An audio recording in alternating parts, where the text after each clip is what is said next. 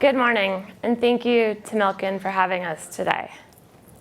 2016 saw more hedge funds close their doors than any year since the financial crisis. And yet, the industry overall saw an increase in assets under management. This raises questions as to whether the industry is in a consolidation phase and points to challenges with launching and running a smaller fund.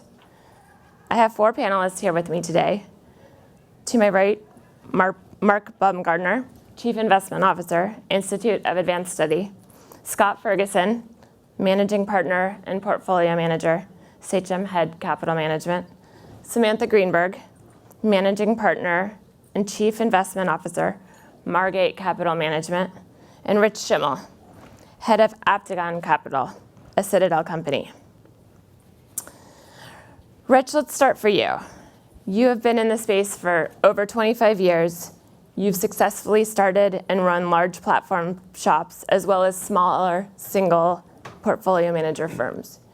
You recently shut down your smaller firm to join one of the largest organizations in the space, Citadel. Why? Well, running a larger fund than a smaller fund, and when I was running a smaller fund, the one thing I would say is the past 5 years, you've seen a dramatic change in costs to run the business, infrastructure, regulatory costs, and technology. Technology was one of the big things that, to me, I felt like I was at a competitive disadvantage. So Citadel, when Ken and I started talking last year, to me, it was one of those no-brainer decisions because it's one of the best hedge funds out there in the world. It has the best resources, infrastructure, and technology. And it gave me the ability to build a platform and do what I did and be in more of a competitive advantage in the environment we're in now. And Samantha, you have spent most of your career at larger organizations, but recently made the decision to leave Paulson and to start your own fund. Can you walk us through the reasons for that decision and then the main challenges involved in successfully launching a fund in today's environment? Yes, definitely. So I've spent 16 years in the buy-side industry, tech, media, telecom focused the whole time, consumer most of that time. Most recently, to your point, I had spent the last decade in very large hedge fund institutions, 7 years at Paulson & Co., where I was a partner in media and consumer sector head. Prior to that, Goldman Sachs' largest prop trading business. While I've always wanted to have my own firm, going back to the earliest days in my career when I worked at a first private equity fund being built, the stars had aligned as for why now, in that I had former colleagues who were on board to do it. I had had 4 years of strong proven track record at Paulson & Co. And so the timing felt right, but I can say what has changed now as far as launching a hedge fund environment versus a few years ago. So we launched in October, so we've just wrapped our 7th month. We're around 200 million of AUM. The biggest changes are just the massive increase in legal regulatory compliance costs and the infrastructure associated with that. I estimate you now need probably a couple $100 million of assets under management to break even. And so and there's only, given the environment, a handful of funds that launch with that kind of scale. And so to me, the way I threaded that needle is it was important to me to launch with a strategic investor. I wanted us to have time and runway to prove out our strategy and our returns. And so we signed a seed deal with Ramius where they committed 80 million, locked up for 3 years. And importantly, and this speaks to the challenges of today, they provide the operations and infrastructure for us. They've been doing what they do for 20 years. There's 105 people that work on our fund. It's the largest seed deal they've ever done. And they have a revenue share in our business. So they have real skin in the game to do a very good job for Margate's investors, which I felt was critical. And happily, because I get so much resource leverage, not only are we institutional quality day one, which was critical. As I look at our investor base, we couldn't have had the investors we have now. We had a Fortune 100 pension fund invest in us day one, the first time they've ever invested day one with a hedge fund in their history, without having the kind of ODD institutional quality infrastructure that we have. And it also, the psychologically happy part for me is because I get so much operational resource leverage despite our size. I'm spending 85 or 90% of my time investing. And so I'm able to love the business despite a very challenging fundraising environment. And Scott, you launched your fund back in 2013. Talk about the differences between the environment when you launched then and the environment today. Sure. So I'm thankful I'm not launching a fund today, I guess I would say. But I think, the way I thought about it when I launched my fund was, I enjoyed working at Pershing Square, which is where I came from. Originally, had been there for about 9 years, but I was excited for a new challenge and sort of to be the person making the ultimate decision on every investment. And the way I thought about it was, talking about startup costs, et cetera, it was like, look, I'm willing to spend a certain amount of money. And I didn't do a seed deal, but I sort of did a founder share, which I think is a good alternative to a seed deal, which was discounted fees for sort of day one folks. What I would say in general is we were fortunate to have a fairly large founder share class that got us off the ground at scale. And I also, similar to Samantha, I decided I wanted to launch with a real fund, a real investment team, to not feel like I was resource constrained in any way, shape, or form. But I think over time, I sort of say, fundraising, it's sort of hopes and returns, right? It's when you launch, it's hopes of future performance, et cetera. And over time, you sort of evolve into returns, and people can actually look at how you perform and what you do. And it's important when you launch to have hopes, but over time, what matters is how you make people money and how you perform, and in that you do that in a way that's consistent with what you've told your investors you're going to do. So we've been sort of fortunate that things have worked out pretty well for us on that front. We're still every day is a new day. Every day is the first day of the rest of your hedge fund career. So, but that's sort of the scoop. So. Mm-hmm. And Mark, as the sole investor on the panel, give us your perspective on the environment and how it's changed for the startup fund. Yeah, well, the bar is higher. If you think it has. Yeah, I think it has. So it's involved since, I don't know, the last 15, 20 years. If you think about where hedge funds were, where they've come, the size, and where we're going. I think, it's $3 trillion now. I don't see anything slowing down. I think I see growth, and, even given the pullback of some visible large investors in the space, I think this keeps going. But, as Scott pointed out, the bar is higher.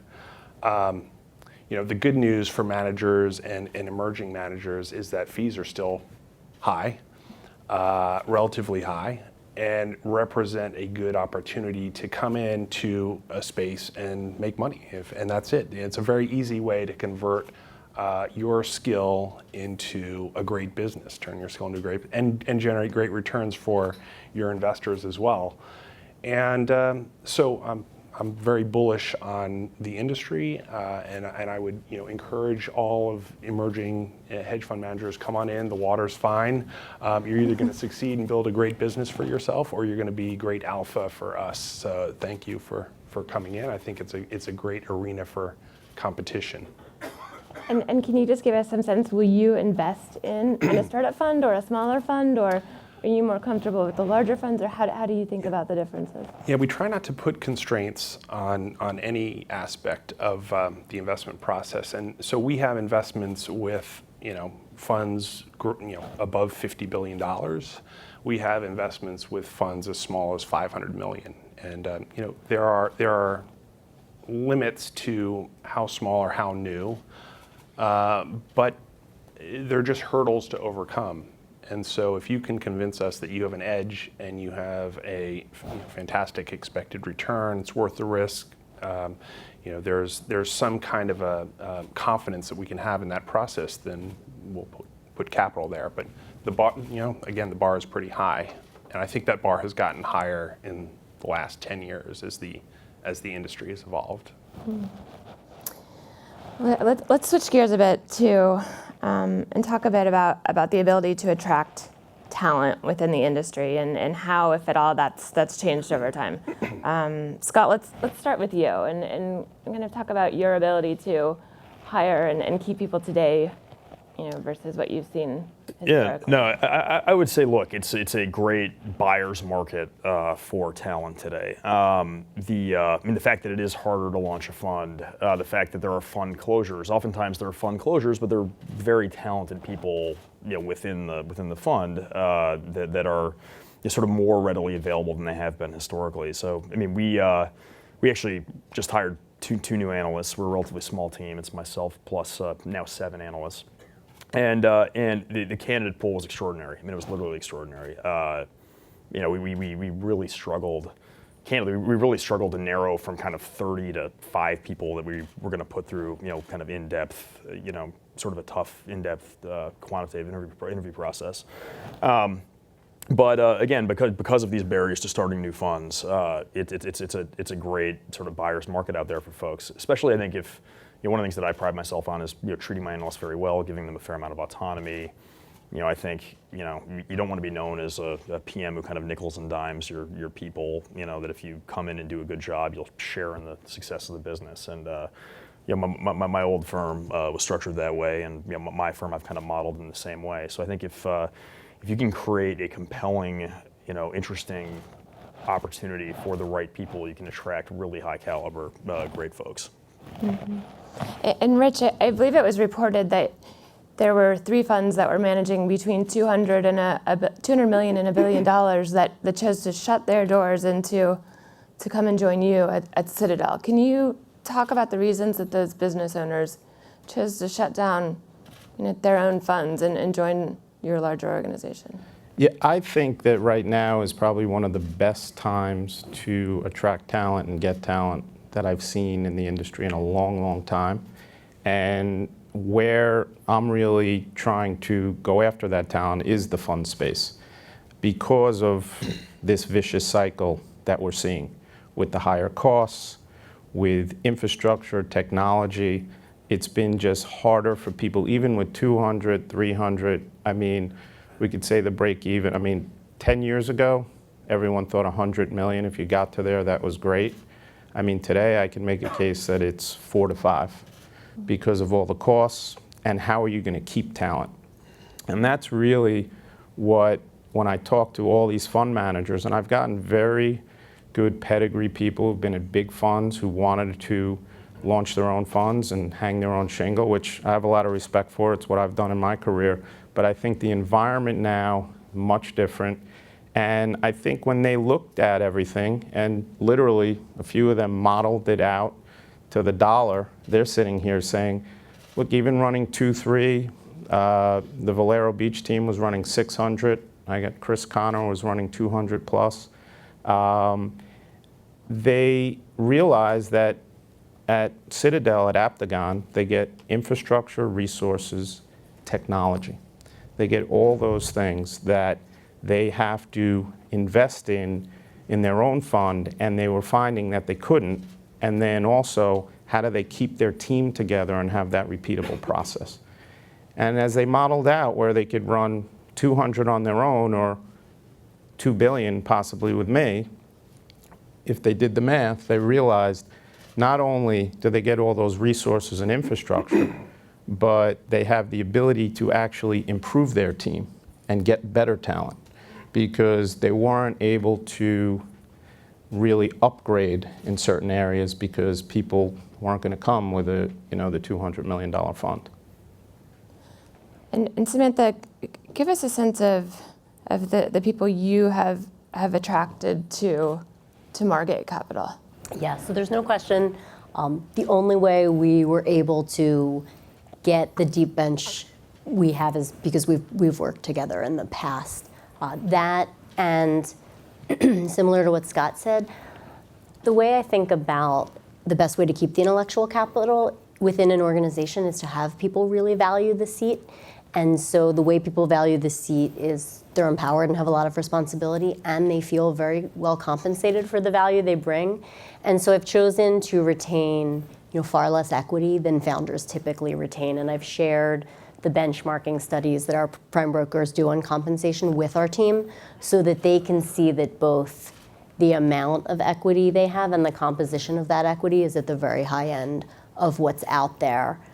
And then secondly, though, as mentioned, unfortunately, the biggest reason everyone is here is because we've worked together, and a startup fund is only going to appeal to someone where that's a good decision, because you sacrifice some cash in the early years in exchange for what could be, a life-changing payday should the firm generate returns and scale. Mm-hmm. And Mark, from the investor perspective, if this is the case and you have individuals that may have started or run their own smaller funds and instead they're going to a platform structure, are there any concerns from your perspective with that?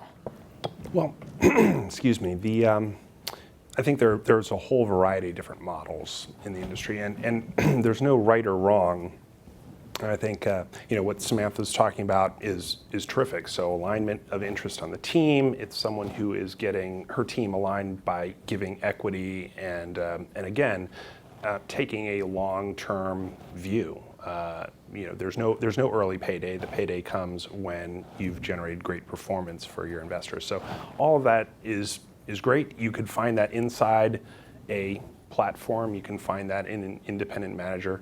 I think the value proposition of the platforms is strong today, and it's because of the increase in regulation. It's all of the infrastructure, the front office, the back office. Sam and I were talking.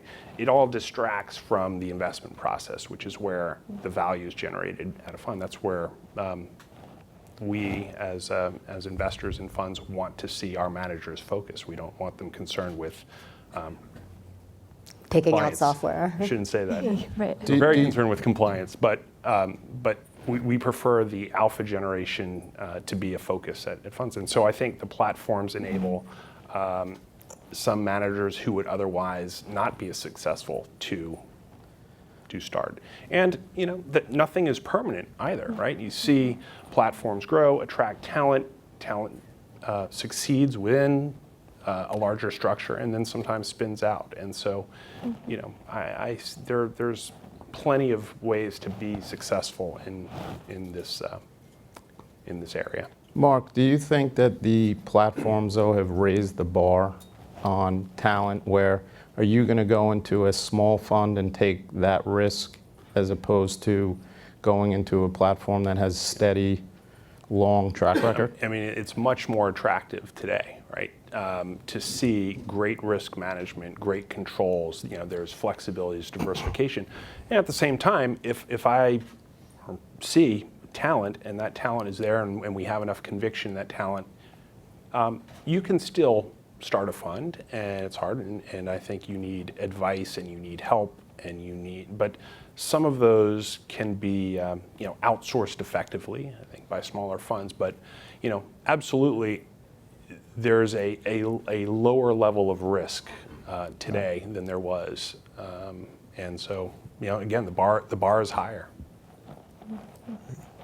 And I think one of the attractions of the platforms is sort of guaranteed minimum compensation and infrastructure and access to Wall Street research, et cetera, and resources in that regard. The negatives, though, from the standpoint of a lot of sort of fundamental investors, are tighter risk controls. Talking to the portfolio monitors once a week about your factor exposures, et cetera. So I think of the the two guys we hired, certainly both of them had actually talked to platforms, and like one of the challenges they had is they wanted to be sort of more duration investors as opposed to having to be constantly sort of risk monitored under the levered structure of the platform. I think so I think it fits a certain type of person better. So. I think there's a misunderstanding with what factors and the risk controls. I think platforms want alpha. I mean, so we're after alpha, and we try to isolate that alpha. I would say in our model, in the risk model, it's more of a collaborative approach with our quant research tools. It's not we're sticking things in portfolios. It's we are going through where those exposures are and helping people with their intended bets, and there are a lot of unintended bets that come along with that, and trying to help them with that. So I wouldn't say we're just blanketly just, putting things in their books. That's not how it is. We're trying to isolate alpha. Yeah, factors it's not a bad word, but it can be misused, I think. And one thing we would find a certain level of oversight by a risk committee good, and then we would find an extension of that beyond where would be appropriate, where you can actually destroy alpha if you have too strong of involvement by a risk committee. And so there is a trade-off there. But just as you said, Rich, I think it's understanding what bets you have in your portfolio. And factors aren't the answer there. They are a part. They are a clue to what risk you might have. So something to look at and consider. But I think, and if you talk to a lot of managers out there where they got hurt over the past few years, is they didn't know their unintended bets that were embedded in the names that they were buying or selling. And if you can give them the ability to have that knowledge and that technology and the tools, I think you have a better chance to win. That was one of the reasons I came to Citadel, because as far as I'm concerned, they have the best technology and are way ahead of the competition because they've been investing in it for years. And I guess to your point about technology and infrastructure, I mean, is technology much different today in terms of how you use it to manage your portfolio and manage risk than it was, say, 10 years ago? Absolutely. I mean, 10 years ago, I started Diamondback in 2005. I don't think anyone was ever talking about factors. I don't think 7 years ago people were really talking about factors. So I think the technology tools that you need today are significant, and there's so much data out there that you have to be that much faster to understand the data and act on the data that you need technology to help you. So the combination, look, we're not getting away from being fundamental investors. That's number one. We are fundamental investors, but if you can combine technology tools with fundamentals, I think it's a win-win, as opposed to if you're just a fundamental investor today, I really feel like you'll get left behind. Yeah, I can jump in on that.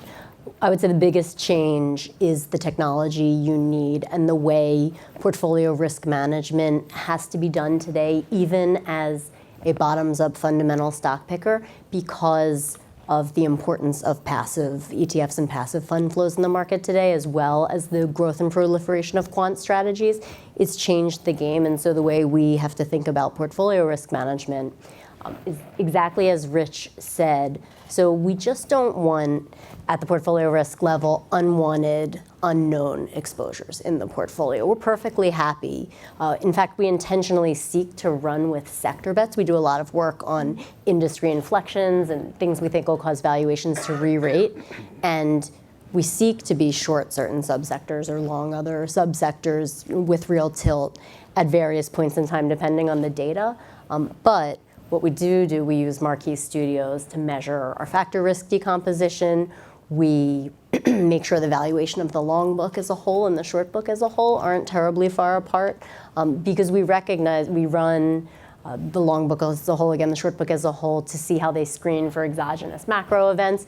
And it requires both a lot of added cost in terms of the technology and infrastructure you need to have, but it also is, again, the business has changed because of the structure of who the investors are today in the world we live in. The need to just make sure you don't have unknown bets in your portfolio, and that all the risk you're taking is the risk you want, whether it's idiosyncratic company risk, market risk, sector risk, and so on. You'd fit very well in Aptigon. And Scott, what about from your perspective? And you run an activist strategy, very long term. Do you look at factors, and do you think about factor exposures in your portfolio? I would say we think about correlation, we think about currency risk, we think about those types of issues. But we own 15 stocks at a time, so it's a little simpler to intuitively understand what's happening. So I mean, look, what we do is we not on a portfolio management level, but I think there is a lot of interesting technology available on the diligence side. So we are big spenders on fundamental, diligence items and new interesting data sources that exist out there. But from a portfolio factor kind of allocation perspective, it's not a primary focus of how we run the fund. A lot of what we do is, especially on the active side, and the event-driven side, is stuff that's kind of hard to model. It's through a factor analysis.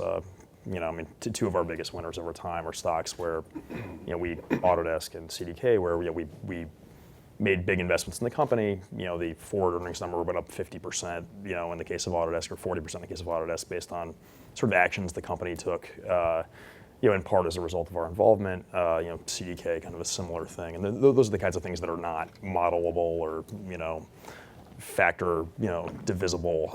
So what we do, I think, is a little bit different. But I do think if you're managing a 700 security portfolio across several sub-managers, those tools are much more relevant and applicable. The other thing about technology that is important is, as you touched on, the ability to have technology that you can use for investment research, and the bar there has really gone up. There's such great data today, whether it's app downloads, credit card data. We use satellite imagery that photographs the parking lots of retailers and restaurants so we can see changes in traffic. And so there is data that is very important for sourcing and for position monitoring. One of the things I've done to make sure we have all the resources we need to generate our target returns, but recognizing the fact that we're of a smaller size, is I've gone out to the research community. I've taught them or tried to get them to embrace us as partners, and I've shown them data. There's only so many billion-dollar-plus hedge funds in the industry, and so one of the areas where we've been really successful is we've negotiated the subscriptions that we need and the contracts that we want pegged to our AUM. As an example, one of our two technology analysts worked at a firm that's 10x our size.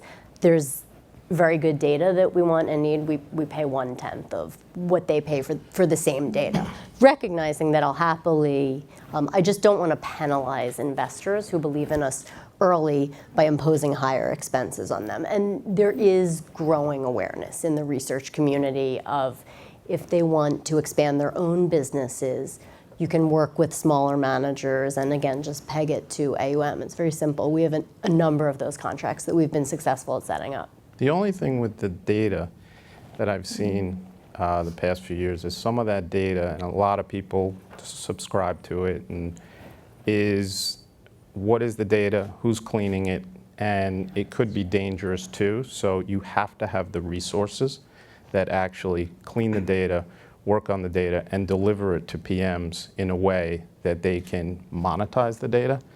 And so we have, again, resources. We have a central data organization. We have sector data analysts that are embedded in Aptigon that work with all the teams and do projects, scraping, looking at big data. And that just goes back to having the resources. So when I'm approaching these smaller funds, they're just blown away, because these are resources they didn't have, and it's just giving them a competitive advantage. And so, it comes back to that. I think smaller funds, and look, I think you're one of the more talented smaller funds out there, but I think it's a dying breed right now, because the platforms have raised the bar in so many different ways. I don't think it's a dying breed, but you highlight something there which is pretty interesting. There's a systemic risk potential when you have a lot of small folks outsourcing data cleansing and data acquisition to same sources. So errors tend to propagate, and obviously the managers that we want to invest in are interpreting that data in different ways, but if there's an error, then that's going to propagate. So there's an advantage to risk management from being on the platform again, but will those risks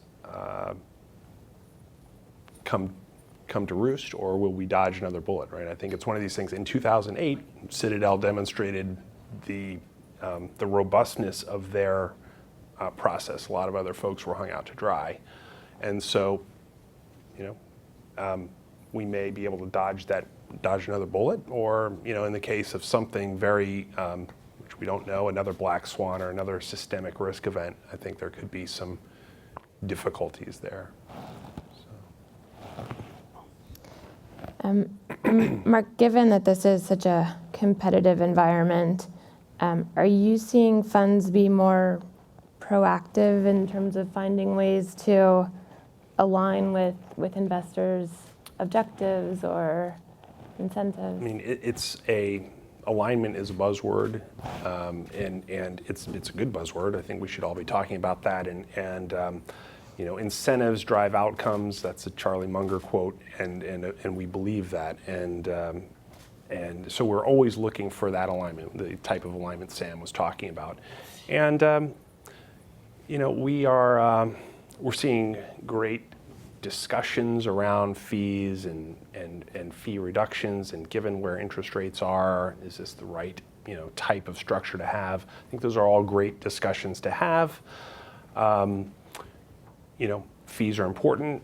Fee reductions go right to the bottom line, but what I say is we'd rather pay full fees, 2 and 20 for a top quartile fund than have no fees in an average fund, a hedge fund. And so that's what matters. Performance matters, and I think the discussions around fees are very constructive, and I think we should just continue to evolve that. To just go a little bit off topic, you could argue, we were just talking about this earlier, that having high fees and having the ability to make enormous profits is one reason for the existence of the hedge fund industry. Right? You have to have folks who want to make those types of profits to come in and trade and create opportunities for positive alpha generation, negative alpha generation. So I think well, and with fees, I mean, you do want your managers building an institutional infrastructure. Mm-hmm. So it's kind of this catch-22. You want them to build it and you want them to be institutional, but again, if we have this pressure, you have costs going up, revenues down, how are they going to build that infrastructure? How are they going to keep talent? It just is that cycle. So it's. I would say, we should talk about an asset-based management fee as being the right model to establish infrastructure. Infrastructure, think of as fixed cost, maybe a little scale. So I would push back on the asset. One of the things as an emerging manager that we understand that the onus is on us to do is it's easier to find ways to create alignment when you're starting with a whiteboard than having to change your entire institution and the way you've built your structure. And so we're always getting feedback and asking, what can we do to solve some of the things that have been tensions between investors and managers in the past. So as an example, we're in talks with a few investors that have more permanent capital about doing a strategic investors class, which has a 2-year lock and doesn't crystallize incentive fees until the end. Because I understand the frustration of the classic example where a manager makes a lot of money on a position 1 year, loses it all and then some the next year. The manager's made fees and investors are underwater.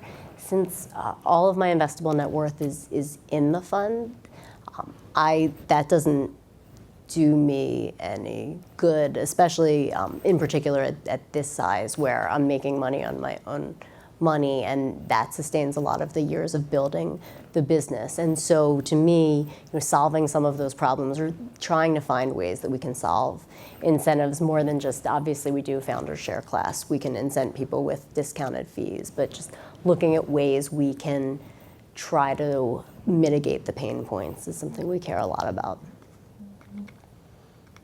Got any comments? Yeah, I mean, I think in terms of alignment, I think the hedge fund industry is among the more aligned compensation structures that exist out there in the world. I mean, you can take a cynical view of hedge fund compensation, but the extreme majority of people that I know who run funds in the industry, obviously they like making money, but they really are competitive and want to do a great job for LPs. I mean, people are driven, obviously to an extent by compensation, but also really by pride in doing a good job. So I think that gets lost a little bit in the fee debate. And I think if you go to a fee structure that's too predicated only on assets under management, for example, as opposed to performance, I mean, you just end up in a situation where people grow assets under management and are structurally more risk averse, and I think sort of sub-optimized for LP return. And I think a lot of the funds that I respect a lot over time, who I've witnessed do very well, sort of outstandingly for investors, generally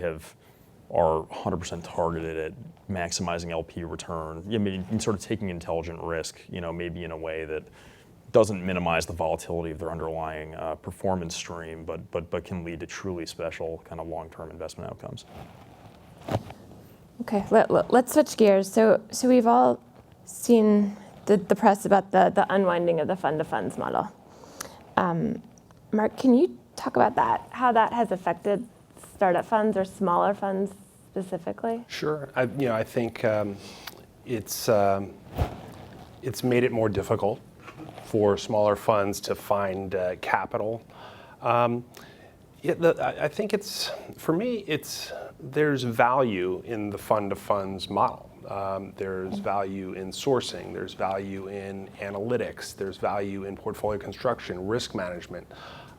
Now, whether that warrants a 1 in 10 fee on top of another fee structure that's a different question, but you've seen budging there. But I think there's still value to be created by funds of funds, and you do see some of the funds that are focused on just doing that, finding emerging managers and seeding emerging managers.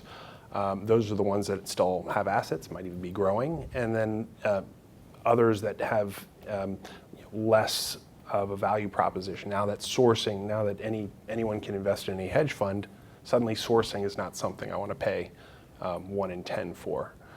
But I do, I think the pendulum shifts back and forth, and I don't know when that may start to come back and make funds of funds more attractive. I don't know if the business model has to change or the fee model, but I wouldn't write off funds of funds. I think it's definitely affected, though, the launch of startups. Because I think back when I launched Diamondback, it was probably 60% of my capital to start. And then as we got more of a track record, then we got more of the pension endowments, consultants came to see us. And I would say in the latter years, what I saw is a lot of people started going direct. And I think that's been a trend of people going direct. So if you're taking that person out, the people who are going direct, are they going to invest in a startup? I'm not, it looks like they're not, because it's been just a very tough capital raising environment. So I definitely think it has affected the launches. Mm-hmm. I would agree with that. I think it's a great time to be a seed fund, honestly. There's been a great window open for seed funds, and to an extent what Rich does is sort of a form of that, right, is providing that early capital. And being a seed investor, I think is a pretty good deal. I mean, you get the underlying return, and you get warrants on some percentage of the profits of the ongoing enterprise. So I do think there's a void there that's being filled in part by the platforms and in part by seeders. And I think if somebody runs a seeding fund, the same way we're seeing really good analysts come out, I think they're seeing really good opportunities in the seeding front that they wouldn't have seen in 2013, 2014. And Samantha, from your perspective, have you seen anyone else step in and kind of take this role that maybe the fund of funds were filling? Yeah, so we've definitely seen sophisticated family offices willing to go early. There's no question, though, that fund of funds are a very important kind of early believer and early investor for newer managers, and they're forthcoming about the challenges with their own businesses, and their own businesses shrinking makes allocation decisions that much more difficult. But yeah, sophisticated family offices, and then Just personally, because we have institutional quality infrastructure through the partnership with Ramius, we've been able to get Fortune 100 pension fund to private wealth management platforms early on. That's less typical, but to the extent you can do something innovative enough to have good infrastructure day one, or if you just have the resources to have institutional quality infrastructure day one, you can open up more channels to your business, although it then doesn't introduce concentration. And so, which is another challenge. The best thing about having large public pension money or corporate pensions is that they will invest early. But that said, the amount, just having a very broad investor base, which is a great thing about fund of funds, that ability has gone down. Oh, and on the seeding environment, I've certainly noticed, because I went through a process where I looked at various strategic and seeding opportunities. Big players, so two things have happened. Big players have left the market, have intentionally stated they've moved away. And then there's a few big players in the market that have just used up their funds and haven't raised new ones. So where we've also seen family offices do really innovative things is a lot of them have done seed deals lately. Just thinking where you have a manager that they'd otherwise invest with, and they're willing to lock up their capital for a few years, this just increases their returns by taking a share in the business. And so, there's no question, I've definitely seen family offices express to the prime brokers, show us good talent, and an interest in seeding. When you get the seeds, do you find that other investors that you're talking to, do they like it or do they don't like it? Yeah, it's a good question. It's a polarizing topic. There are some investors that won't invest in a manager who's taken a seed. There's some who are thrilled you have a stable capital base funded for several years and institutional quality infrastructure. So we've seen some people tell us they wouldn't have been able to invest in us had we not taken this seed deal. And we've seen others who say, we love you, but we're just never willing to invest with a manager who's taken a seed. Yeah, that's it. Those are the trade-offs, and I think it's going to just expand from there, right? It's a venture industry. Right? This is almost akin to finding assets and bringing them in, creating a portfolio. And so, do you think you can do that yourself? Do you think you can? Do you think you can build it, or do you want to buy it from somewhere else? And if you're going to buy it from somewhere else, you got to pay for that. You've got to pay for that skill. And I'm assuming that it's a spectrum of skill, just like everything. If you're investing in venture capital, then you want to be invested in the best funds with the best people with the best deal flow. And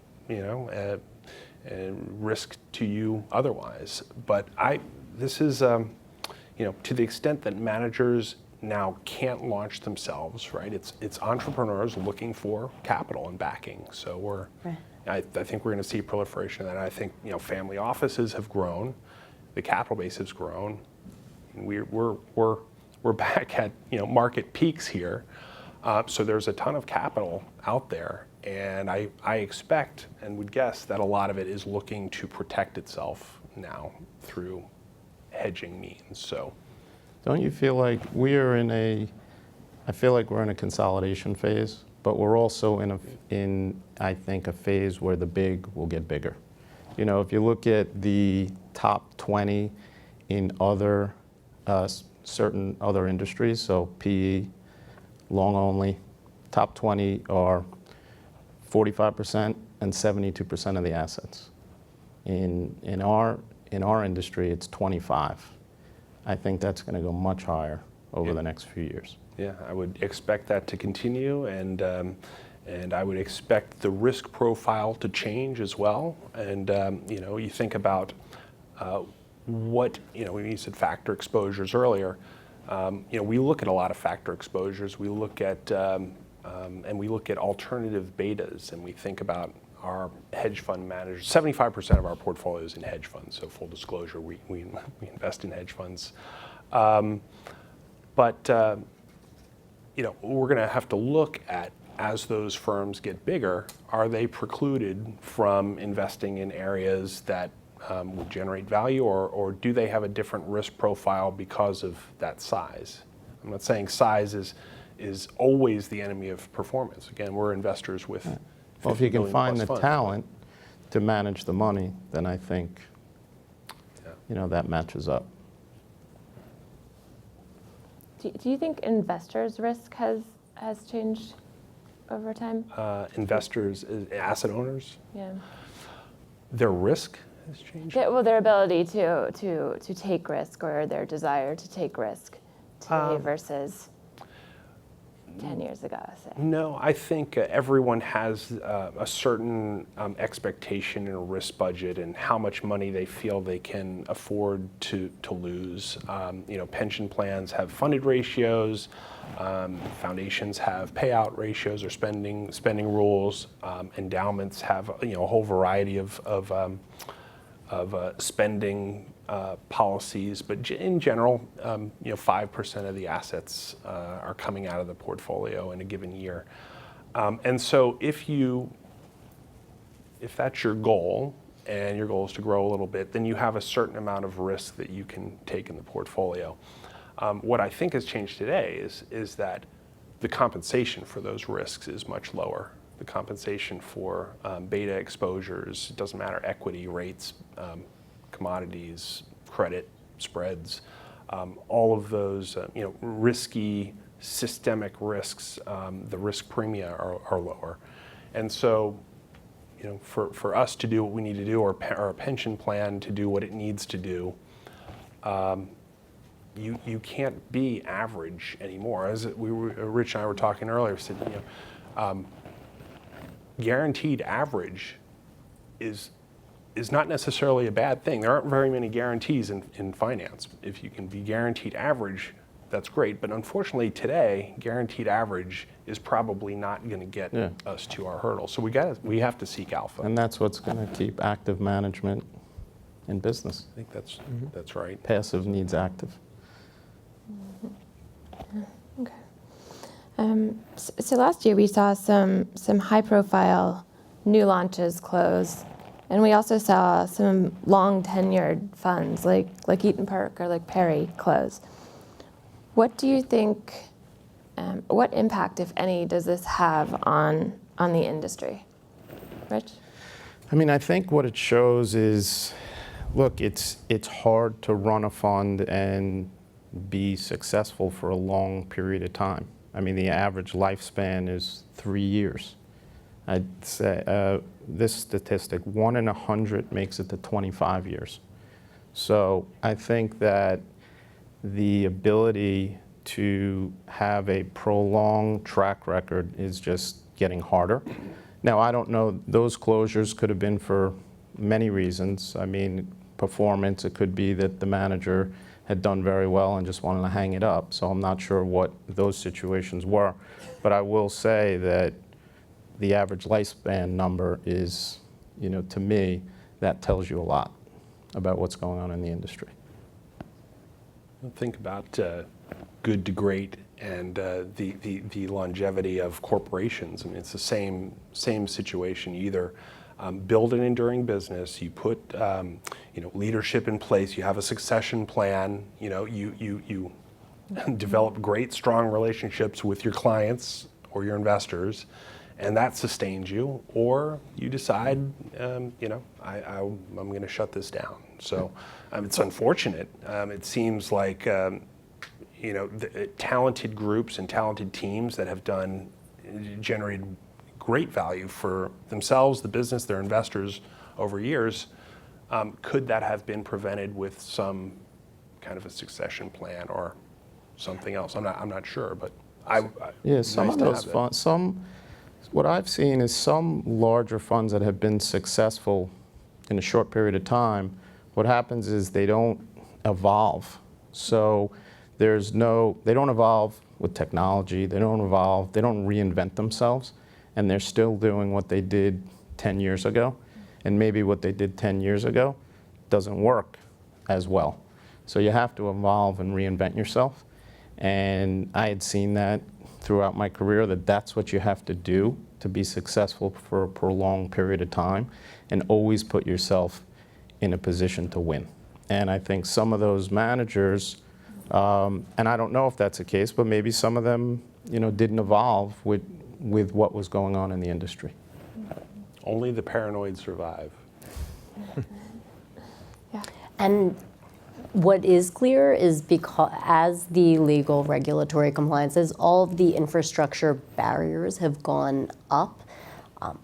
Because of all the infrastructure you need to have in place, and that includes technology, includes, again, legal regulatory, the need to be a good business manager is so much more important today than maybe it was 15 years ago or 10 years ago, when exceptional performance, I think, is all it took.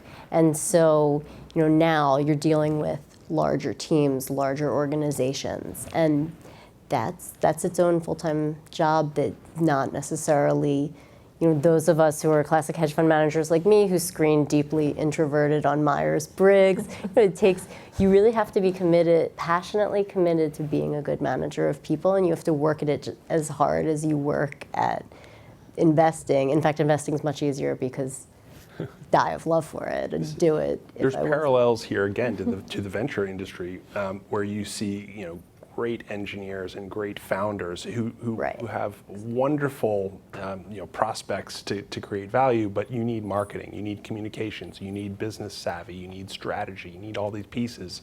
And so they have to be built around that core skill or that core edge there. Exactly. So I think Samantha hit something, really a good point here, is that I know when I'm hiring a manager, I don't just hire a manager that I think can just make me money. I also look at the skill set of, can they manage a big team? Because at Aptigon, the teams could get as big as 7 to 9 people. So can they manage multiple analysts, multiple associates, be able to manage that team and be successful as a portfolio manager? So we're doing it on every level, not just at the smaller fund level, but we are doing it in the platform. What we do is not a PM-centric model, which is what a lot of platforms are. You have your PM, you have 1 or 2 analysts. There's not necessarily a career path for those analysts. At Aptigon, it's different. I want 7 people on a team. That's, to me, that is the best team I could have, is having 3 analysts, 3 associates, and a PM where they have career paths. They know where they're going. They know they don't have to leave to get a book somewhere else. But that PM has to be able to manage. And it's important, and I think in a lot of the bigger funds, does that PM know how to manage? Yeah. Any advice, Scott, from Yeah. managing your own fund for many years now? Yeah, no, I don't know. I think in terms of some of the closures, I think my sense of what happens is, both those funds, and I don't know the specifics of either, but Perry had been around they probably hit the 25-year mark, I'm guessing. He's sort of a lifelong legend and sort of one of the initial, really forces in the hedge fund industry. I think there's sort of creative destruction in hedge funds too. They're in terms of founder succession, I think it's really hard to. You have to be a big institutional fund to have kind of founder succession work well, and I know there are examples of people who have done that, but. I think a lot of these funds that eventually shut down, you have other funds that kind of spawn up out of them. So if you think about Perry, Chris Hahn, started his career at Perry, he's been obviously an extraordinary success. So I think it's just sort of part of what happens over time, and I don't know that it's a failure in any sense, more of just a natural evolution of an industry that's matured over time, and especially as founders get sort of later on, I think these kinds of things happen and people have different priorities. Okay, we have about 5 minutes left, so we'll turn it over to the audience to see if there are any questions. There has to be some. Yeah. Rich, you were talking about some of the advantages of a large fund versus a small fund. I was wondering if you could share with us maybe the value prop between your new firm and some of the other platforms out there. I think, what we're doing what differentiates Aptigon is something I've tried to do with each fund that I've launched is I do think culture is important. I think that some of the other platforms, they're not focused on that. It's more siloed. To me, I like a collaborative culture where people work together, but they're competitive and they want to win. But they don't have to win at the expense of the guy next to them. They could all help each other to win and be competitive. So that's a differentiating factor. And the other value that we're doing, value factor, is I'm very focused on training and development and what are people's career paths, not just the PM, but the associates, senior associates, and analysts, and how do they get to the next level? What do they need to do to get there? And training them and making sure that they have transparency, giving transparency. So we do a lot of meetings, a lot of training, even dealing with corporates. I mean, we've taken a different approach at the PM level within each sector, because you always hear the stories about, the multi-managers could have 10 teams or 15 teams and they're calling the same companies. So the approach we've taken with our collaborative environment is have a point person for that particular corporation. Have another point person. They run the calls. People can ask questions in the other groups, and the corporations really appreciate that. And I think our groups have done it very well. So, besides the standard, the infrastructure, the resources, and the technology that I think is far better than our competition, those are some of the other differentiating factors. A lot of the tech media telecom funds have gone to platforms like Rich's. How do you stay in the trenches?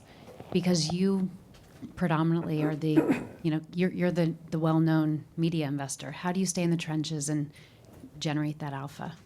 Yeah, so it's important to me to continue being an analyst and an idea generator on a big part of the portfolio, not just vetting our team's ideas. And so I'm spending a lot of my time, whether it's going to trade conferences like E3, I'll be there in June because we do a lot in video games as an example, meeting with management teams, looking at all of the data, constantly coming up with new analyses that I think will improve our process or just tweak our process.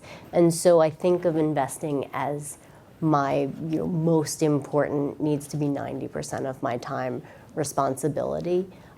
Other than, and then secondarily, managing people has to be something I do, extremely well. But the answer is that I think where you see issues is when managers need to get sucked away spending too much of their time on the business or marketing or whatever it is, the things that drag you away from performance. There's one aspect we haven't commented on, and be interested in your various thoughts on it. Greg Popovich, great hedge fund manager for the Spurs, they asked him, what do you look for when you take people on your team? Intelligence, athleticism, speed. He had one thing, character. And if you look at the Spurs, there are no DUIs, there are no spousal abusing. I'm not suggesting hedge fund managers do that. But the importance of character to balance out intelligence, be interested to hear your comments. Well, I'll start with, I think you're right, and that's very important. And every one of my managers goes through 21 plus hours of due diligence. And part of that due diligence is also an outside firm that does a psychological interview. So I can get to know, and I get to know through that process, but I could also get to know what drives them, how they grew up. How do they make their decisions?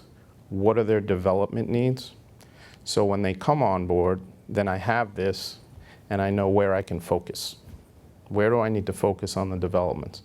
But character, listen, that is the number one thing. You want someone who has a great character and is going to be a good team member. And you want, obviously, the most competitive, the brightest, and I think we attract that, but that is important. It's art and science, and we're known for having a very quantitative approach and a quantitative portfolio, but I always try to stay as balanced as possible and say, look, the numbers can tell you something. If you're depending fully on the numbers, you have the potential to make a pretty big mistake. I mean, conversely, if you're depending solely on your gut, you have the potential to make a pretty big mistake. So I think you have to have a little bit of art and science in all of it, and character is key. So when Eric Schmidt and Google come out with a quantitative approach to character assessment, I think we'll probably try and adopt some of that.